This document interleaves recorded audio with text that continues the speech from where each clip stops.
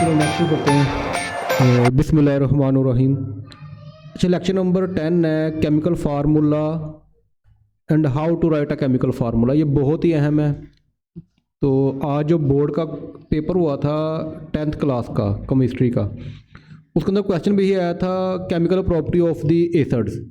जो chemical property of acids वही है जिसके अंदर आपको फार्मूले बनाने आने चाहिए। जब आपको फार्मूले ही नहीं बनाने आते तो आप उसका कोई भी यानी कि ना नहीं कर सकते, क्वेश्चन नहीं कर सकते। तो ये हमने आज ये सीखना है कि फार्मूले कैसे बनते हैं, क्या कुछ होता है, वो सारा डिटेल से हम पढ़ेंगे।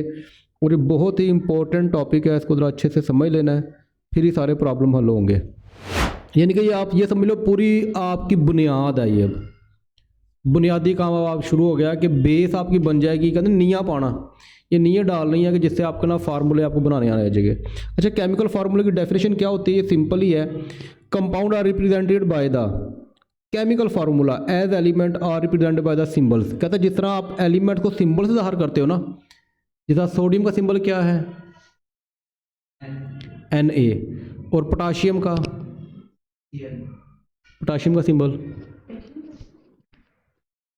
सिंबल होता है K।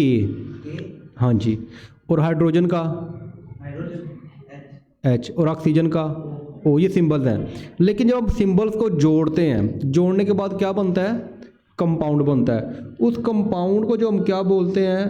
Chemical formula. जैसे वाटर केमिकल फार्मूला क्या है? H2O। यानी कि हाइड्रोजन और ऑक्सीजन को हमने कंबाइन कर दिया, इनको मिला के बनाया। इस तरह आपका नमक NaCl, sodium chloride, potassium iodide, sulphuric acid H2SO4, ये सारी किसकी एग्जांपल है?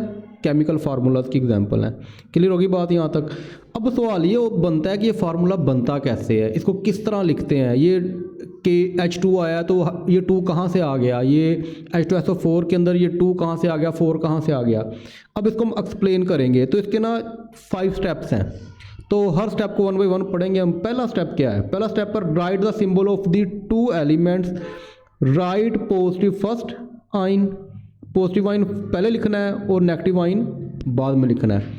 तो बेटा इसके अंदर ये ना एक असूल है कि जो पॉजिटिव आइन होते हैं वो हमेशा पहले लिखे जाते हैं। पॉजिटिव आइन हमेशा पहले लिखे जाते हैं और नेगेटिव आइन हमेशा बाद में आते हैं। ठीक है। तो सबसे पहले जब आप फार्मूला लिखोगे तो आपने पॉजिटिव आइन पहले लिखना है, नेगेटिव आइन बाद में लिखना है। कैसे लिखना है बाद में बताता हूँ।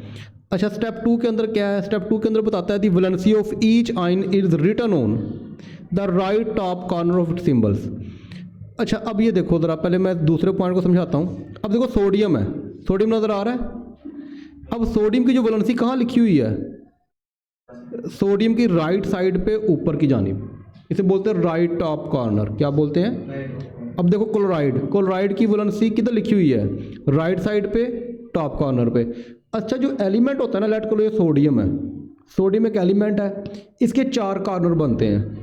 अब एक बनता है टॉप लेफ्ट, अगर आप देखो ना ये आपको लेफ्ट साइड पे नज़र आ रहा है।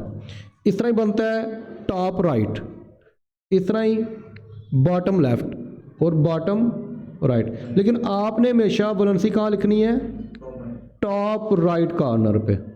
तो जब भी आप वैलेंसी लिखोगे उसको कहाँ लिखोगे? एलिमेंट के हमेशा टॉप राइट कॉर्नर पे लिखोगे। क्लियर होगी बात? तो सेकंड पॉइंट समझ में आ गया कि जो वैलेंसी लिखनी है आपने हमेशा राइट टॉप कॉर्नर पे लिखनी है। Step number 3, the valency of each ion is brought to the lower right corner of the other ion by cross exchange method. अच्छा, क्रॉस एक्सचेंज मेथड, क्रॉस का मतलब क्या होता है? क्रॉस का मतलब काटना, गलत करना। आप लोग जब सवाल करते हो तो क्रॉस तो लगता ही है। तो ये क्या हो गया? क्रॉस। एक्सचेंज का मतलब क्या होता है? आप लेट कर लो कि आप लोग लाए हो जी, मटन लेकर आए हो, तो ये साथ लेकर आए बिरयानी। तो आपका दिल क्या है कि मैं बिरयानी खाऊं, वो क्या कहता है मैं मटन खाऊं। तो आप क्या करोगे? आपस में एक्सचेंज कर लोगे। क्या कर लोगे?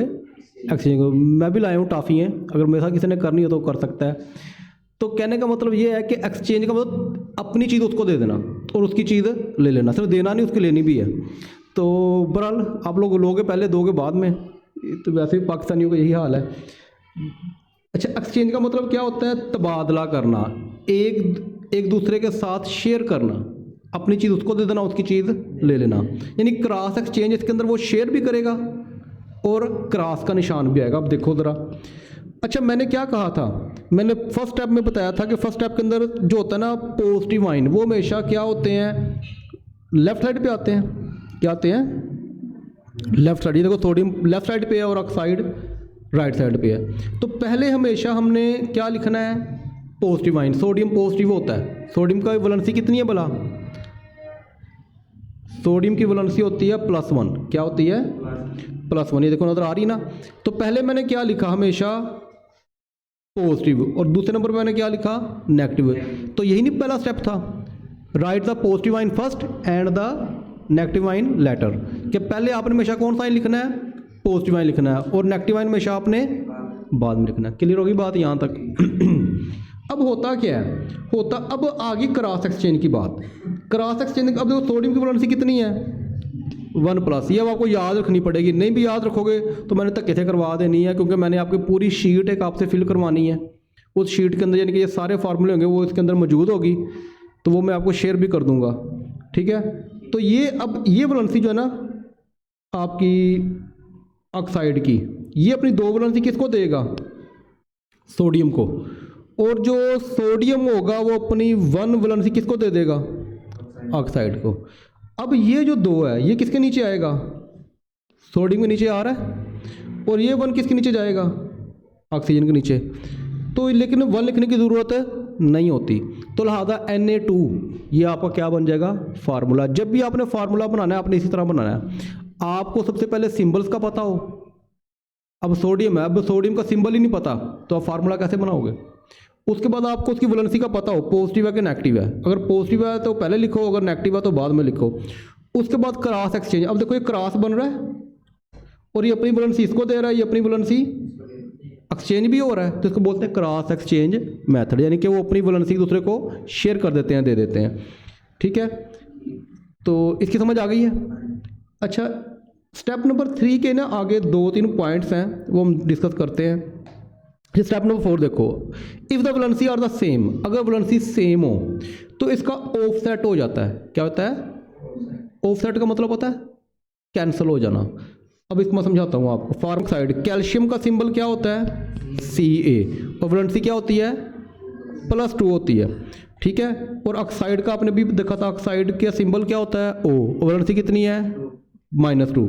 अब ये +2 और ये -2 क्या होंगे, कैंसिल हो जाएंगे, ऑफसेट हो जाएंगे ना। अगर सिमिलर हैं तो क्या हो जाएंगे ये ऑफसेट। देखो कैल्शियम ऑक्साइड बन गया।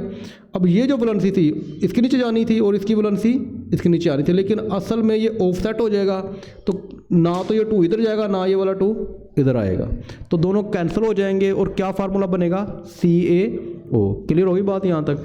इसका मतलब ये हुआ है कि आपका जो कैल्शियम ऑक्साइड है, अगर आपकी वैलेंसी सेम होगी तो वैलेंसी नीचे नहीं लिखी जाएगी, वैलेंसी क्या होगी, कैंसिल हो जाएगी, ऑफसेट हो जाएगी।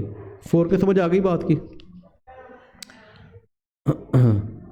अच्छा, स्टेप नंबर 4 का दूसरा पॉइंट है, कहता है if the valency are different, अगर वैलेंसी डिफरेंट हो, मुख्तलिफ हो वैलेंसी, जिस तरह हमने सोडियम ऑक्साइड में पढ़ा था, तो क्या होगा उसके अंदर देखो आप। अच्छा, एग्जाम्पल देखें इसकी, कैल्शियम क्लोराइड। तो कैल्शियम क्लोराइड का जो कैल्शियम का सिंबल क्या होता है, Ca+2 होता है, और क्लोराइड का -1। ये जब आप बार बार करोगे ना तो खुद ब खुद याद हो जाएंगी, इसको याद रखने की ज़रूरत भी नहीं पड़ेगी। तो अब ये क्रॉस एक्सचेंज मेथड होगा, 1 इसके नीचे आएगा और 2 जो होगा वो क्लोराइड के नीचे जाएगा। अब वैलेंसी सेम है इनकी, नहीं, इसका मतलब एक्सचेंज होगी, ये 2 क्लोराइड के नीचे जाएगा और 1 उधर जाएगा, तो 1 लिखने की जरूरत नहीं है। तो क्या बनेगा, CaCl2। तो कैल्शियम क्लोराइड का फार्मूला CaCl2 क्यों होता है, क्योंकि इनकी वैलेंसीज की वजह से वो क्रॉस एक्सचेंज होती हैं, तो इसलिए वैलेंसीज होती हैं।